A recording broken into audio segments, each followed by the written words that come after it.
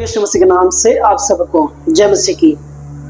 इस नए साल 2025 में मैं आप सभी दर्शकों को बहुत बहुत बधाई देना चाहता हूं और यह प्रार्थना करता हूं कि ये 2025 वर्ष आपके लिए, आपके परिवार के लिए बहुत बहुत आशीषमय होने पाए। जैसे कि हम नए साल में प्रवेश कर चुके हैं, तो मैं आप लोगों से इस नए साल में एक वचन शेयर करना चाहता हूं और जो शीर्षक के ऊपर मैं बात करने जा रहा हूं वो है फॉरगेट एंड फॉरगेट नॉट, भूलो और भूलो मत।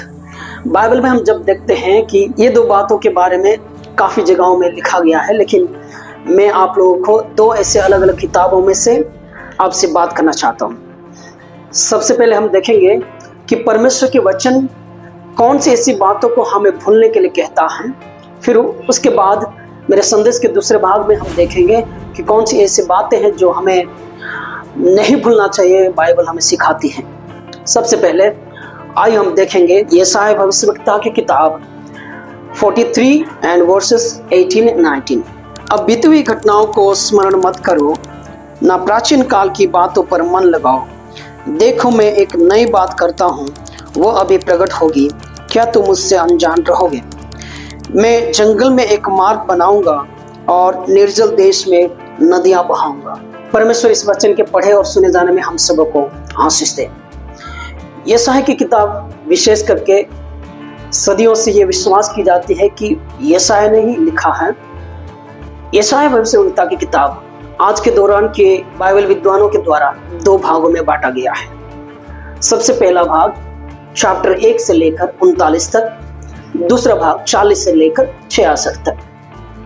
पहले भाग में अगर हम देखें, यशायाह भविष्यवक्ता इस्राएल लोगों के पाप और उसका परिणाम के बारे में कहता है, जो कि उनके बेबीलोन की बंधुआई से पहले लिखी गई है, ये प्रतीत होता है। और चैप्टर 40 से लेकर 66 तक जो दूसरा भाग है, उन आयतों को, उन चैप्टर्स को जब हम पढ़ते हैं, बेबीलोन के बंधुआई के बाद लिखा गया है, यह प्रतीत होता है।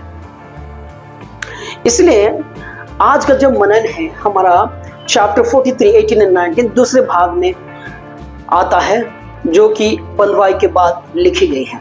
अगर ये सच है, दूसरे भाग इस्राएलियों के या फिर यहूदियों के बेबीलोन की बंधुआई के बाद लिखी गई है, तो जब बंधुआई में जाने के बाद यहूदी लोग बहुत ही परेशानी में थे, वे निराशा में थे और शायद ये सोच रहे थे कि उनके लिए कोई उद्धार करने वाला नहीं होगा, क्योंकि उन लोगों ने उनके जो पूर्वज थे, उनके पूर्वजों का कहानी सुन चुके थे, जो कि मिस्र में 400 साल तक बंधुआई में थे।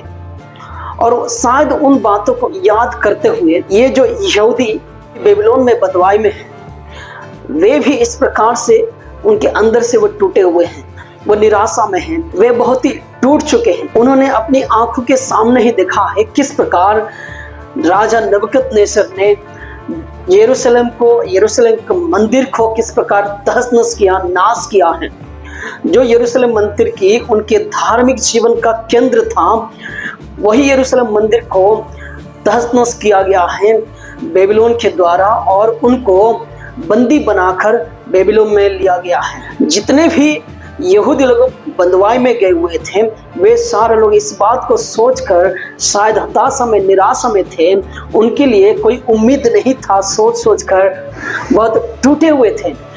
और ऐसे समय में परमेश्वर यशायाह भविष्यवक्ता के द्वारा उनके लिए एक वचन को देता है, एक वचन को देकर उनसे बातें करता है। और जो लिखा गया है 43:18 में, अब बीती हुई घटनाओं को स्मरण मत करो। परमेश्वर उनके अंदर की जो दुख है, दर्द है, उस बातों को समझते हुए यशायाह भविष्यवक्ता के द्वारा एक संदेश को भेजा है। और यह है कि परमेश्वर अपने लोगों से कहना चाहता है कि तुम बीती हुई बातों को, बीती हुई उन घटनाओं को स्मरण मत करो। यही जो संदेश है, पुरानी बातों को, पुरानी घटनाओं को स्मरण ना करने के लिए परमेश्वर ने यशायाह भविष्यवक्ता के द्वारा एक संदेश को भेजा है। कौन सी ऐसी बातें हैं? जैसे मैंने कहा, वो उन सारे पुरानी बातों को, उनके दुख को, उनके यरूशलेम के मंदिर को शायद याद करते होंगे और दुख में और तकलीफ में अंदर से वो टूट गए हैं और इस प्रकार जब दुख में हैं, परमेश्वर उनसे कहना चाहता है कि उन सारी बातों को याद ना करो, उन सारी बातों को स्मरण ना करो, और देखो मैं तुम्हारे लिए एक नई बात करने जा रहा हूँ। यहूदी होने के नाते उनके धार्मिक जीवन की जो केंद्र था वो भी तहस नहस है, इसलिए उनके लिए एक लज्जा की बात है। उस बातों को सोचकर उन बातों की ओर मन लगाने वालों को परमेश्वर ये संदेश देना चाहता है कि उन बातों को अभी मन नहीं लगाना है। और परमेश्वर कहता है 19 आयत में, देखो मैं एक नई बात करता हूँ। कौन सी ऐसी बात है जो परमेश्वर जो नई बात करने के लिए कहता है?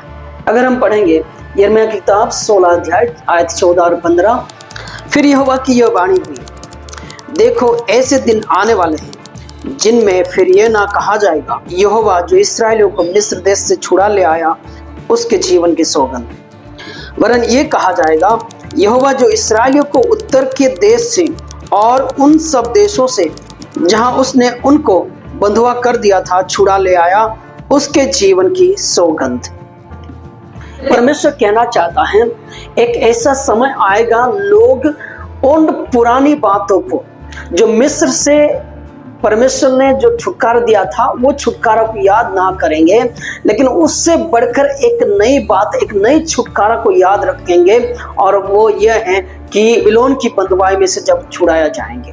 तो परमेश्वर यहाँ पर एक नई छुटकारा के बारे में बातें कर रहा है, एक और छुटकारा के बारे में बातें कर रहा है। जहाँ की यहूदी लोग अपना उम्मीद खो चुके थे, अपना आशा खो चुके थे, उस समय परमेश्वर एक आशा की संदेश लेकर आता है और कहता है, देखो मैं एक नई बात करने जा रहा हूँ। और आगे कहता है, मैं जंगल में एक मार्ग बनाऊंगा और निर्जल देश में नदियां बहाऊंगा। ये सब बातों को परमेश्वर उन लोगों के लिए कह रहा है जो कि उनके पूर्वजों के बारे में शायद उन्होंने सुना होगा और पढ़ा होगा मूसा की व्यवस्था में, और किस प्रकार परमेश्वर जंगल में मार्ग दिखाते हुए 40 साल तक उनको अगुवाई किया था, किस प्रकार परमेश्वर उस निर्जल देश में पानी बहाया था, पत्थर से भी पानी निकालकर परमेश्वर अपने लोगों को संभाला था। और ये सब बात है यहूदी लोग शायद सुने होंगे या फिर व्यवस्था में पढ़े होंगे, इसलिए परमेश्वर वही बातों को उनको कह रहा है जिसके द्वारा कि वो विश्वास कर सके कि हाँ, एक बार अगर परमेश्वर ने किया था तो दूसरे बार परमेश्वर जरूर हमारे लिए करेगा। एक बार जो परमेश्वर हमारे पूर्वजों के लिए किया था वो हमारे लिए भी परमेश्वर करेगा। इसलिए परमेश्वर कहता है कि मैं जंगल में मार्ग दिखाऊंगा और निर्जल देश में नदियां बहाऊंगा। मेरे प्यारों, मैं आप सभी से एक बात कहना चाहता हूँ। हो सकता है 2024 में आप लोग का भी दिल टूटा होगा, आप लोग भी निराशा से होकर गए होंगे, ऐसे कई कष्ट और संकट के समय से होकर गुजरे होंगे। हो सकता है कि आपका दिल बहुत टूट गया होगा, लेकिन आज इस नए साल में परमेश्वर आपसे ये संदेश देना चाहता है कि पुरानी बातों को स्मरण मत करो। परमेश्वर आपके लिए एक नई बात को करने जा रहा है। परमेश्वर आपके लिए एक नया मार्ग खोलने जा रहा है। जहां आपको लगता होगा कि शायद मेरे लिए मार्ग बंद हो चुका है, लेकिन उसी जगह में, उसी स्थान में परमेश्वर आपके लिए एक मार्ग को खोलने जा रहा है। इसलिए जो बात आपको कष्ट दिया है, जो बातें आपको चोट पहुंचाया है, जो बातें आपके दिल को तोड़ दिया है, ऐसी बातों को स्मरण ना करें। परमेश्वर का वचन हमसे आज ये कहना चाहता है, ये सब बातों को भूल जाएं और परमेश्वर जो नई बात को करने जा रहे हैं उसकी ओर अपना ध्यान को लगाएं। आइए मेरे संदेश के दूसरी भाग को और जाएं, जो कि परमेश्वर का वचन कहता है कौन सी ऐसी बातें हैं जो हमें भूलना नहीं चाहिए। बहुत ही सुपरिचित एक वचन है, भजन संहिता 103 1 से लेकर 3 आयत तक। हे मेरे मन, यहोवा को धन्य कह और जो कुछ मुझ में है वो उसके पवित्र नाम को धन्य कहे। हे मेरे मन, यहोवा को धन्य कह और उसके किसी उपकार को ना भूलना। वही तो तेरे सब अधर्म को क्षमा करता और तेरे सब रोगों को चंगा करता है। अंग्रेजी बाइबल में इस प्रकार लिखा गया है, bless the Lord O my soul. ये जो शब्द ब्लेस इस्तेमाल किया गया है अंग्रेजी में, ब्लेस यानी आशीष देना। हम जब इंसान के लिए इस्तेमाल करते हैं आई ब्लेस यू जब कहते हैं, यानी मैं तुम्हें आशीष देता हूं। परंतु यही जो शब्द परमेश्वर के लिए इस्तेमाल किया जाता है, bless the Lord O my soul, यानी हे मेरे मन परमेश्वर को आशीष दे, ऐसा अनुवाद नहीं है। लेकिन जैसे कि हिंदी में हे मेरे मन यहोवा को धन्य का अनुवाद किया गया है, जब परमेश्वर के लिए ब्लेस शब्द इस्तेमाल किया जाता है, उसका मतलब है कि परमेश्वर को हम धन्यवाद दें, उसको हम आदर और सम्मान करें, परमेश्वर को हम स्तुति आराधना करें, इस अर्थ में इस्तेमाल किया जाता है। अंग्रेजी में लिखा गया है कि bless the Lord O my soul, इसका मतलब है कि हे मेरे प्राण, यानी हे मेरे मन, परमेश्वर की आराधना करो, परमेश्वर की धन्यवाद करो, उसकी स्तुति आराधना, उसका आदर और सम्मान करो। फिर वो कहता है जो कुछ मुझ में है वो भी परमेश्वर को धन्यवाद करें। मेरे अंदर जो कुछ भी है, मेरे अंदर प्राण है, आत्मा है, मेरे अंदर विवेक है, मेरा हृदय है, मेरा मन है, ये सारी चीजें परमेश्वर की आराधना करना जरूरी है। दाऊद पूरे स्पष्ट रीति से वो बताता है कि मेरे अंदर जो कुछ भी है सब कुछ परमेश्वर को धन्य कहना चाहिए, उसकी आराधना करना चाहिए। दूसरे आयत में लिखा है हे मेरे मन यहोवा को धन्य कह और उसके किसी उपकारों को ना भूलना। दाऊद अपने आप से, अपने मन से बातें करते हुए कहता है परमेश्वर की किसी भी उपकार को कभी भी ना भूलना। दाऊद एक चरवाहा लड़का था, लेकिन परमेश्वर वहां से उसे उठाकर एक राजगद्दी दिया, राजा बनाया है। इसलिए वो अपने आप से, अपने मन से बातें करते हुए कहता है परमेश्वर का धन्यवाद करो और उसके किसी भी उपकार हमें नहीं भूलना चाहिए। और जो क्या क्या उपकार हैं उसके 3 से लेकर 5 आयत तक अलग अलग उपकारों के बारे में लिखा गया है, लेकिन मैं 3 आयत में सीमित रहना चाहता हूं, जो कि वही तो तेरे सब अधर्म को क्षमा करता और वही तो तेरे सब रोगों को चंगा करता है।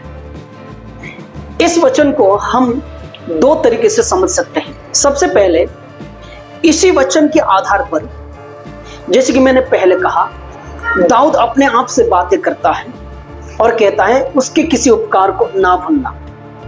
और वो उपकार क्या है कि परमेश्वर अपने आप से कहता है परमेश्वर तेरे सब अधर्म को क्षमा करता है। अपने मन से कहता है परमेश्वर तेरे सब अधर्म को क्षमा करता है और अपने मन से फिर से कहता है परमेश्वर तेरे सब रोगों को चंगा करता है। यानी वो अपने मन की अधर्म और मन की रोग के बारे में कहता है। यिर्मयाह की किताब 17:9, मन तो सब वस्तुओं से अधिक धोखा देने वाला होता है, उससे असाध्य रोग लगा है। मन के अंदर जो रोग है, असाध्य रोग, जो किसी के द्वारा चंगाई नहीं मिल सकते। और दाऊद कहता है सिर्फ परमेश्वर ही है जो तेरे सब अधर्म को क्षमा करेगा और तेरे रोगों को भी चंगा करेगा। मेरे प्यारों, सभी से मैं ये बताना चाहता हूं, सबसे पहले अपने मन की अधर्म क्षमा होना जरूरी है और अपने मन की रोग चंगा होना जरूरी है। दूसरे अर्थ हम इस प्रकार सोच सकते हैं, पूरे बाइबल की शिक्षा को लेकर हम ये कह सकते हैं परमेश्वर हमारा शरीर का रोग को वो चंगा करता है और हमारा पाप को वो क्षमा करता है, अधर्म को क्षमा करता है। कई लोग इस प्रकार सोचते हैं अधर्म से क्षमा पाना, हमारे पाप से हमें क्षमा मिलना उपकार, परमेश्वर के उपकार नहीं है। शरीर के रोग से हमें चंगाई मिल जाता है तो हम सोचते हैं परमेश्वर हमारे लिए आशीष किया है। लेकिन शरीर की चंगाई से पहले दाऊद इस बात के ऊपर जोर देकर कहता है कि वो तेरे सब अधर्म को क्षमा करता है। मनुष्य की जो शारीरिक चंगाई है, मैं इस प्रकार विश्वास करता हूं कि हमारे अधर्म के क्षमा के ऊपर आधारित है। हमारे शरीर की चंगाई से पहले हमारे अधर्म, हमारे पाप की क्षमा होना बहुत जरूरी है। इसलिए दाऊद कहता है सबसे पहले हमारा अधर्म को वो क्षमा करता है और उसके बाद वो हमारे रोगों को चंगा करता है। और वो सारी उपकारों को दाऊद कहता है कभी हमें नहीं भूलना चाहिए। मेरे प्यारों, परमेश्वर पिछले 2024 वर्ष में हमारा कितना उपकार किया होगा, कितने पाप जो हम जाने अनजाने में किए हैं, सारे पापों को उसने माफ किया है। कितने बार हम बीमार पड़े और परमेश्वर ने हमें चंगाई दिया।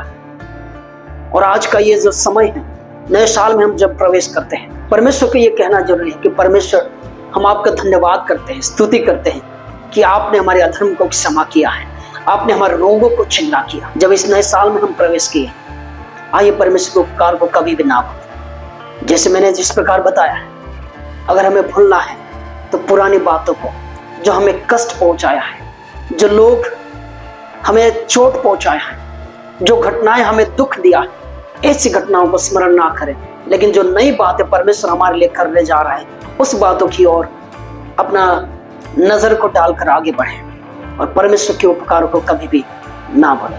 इस छोटी सी संदेश के द्वारा परमेश्वर आप सबको आशीष दें।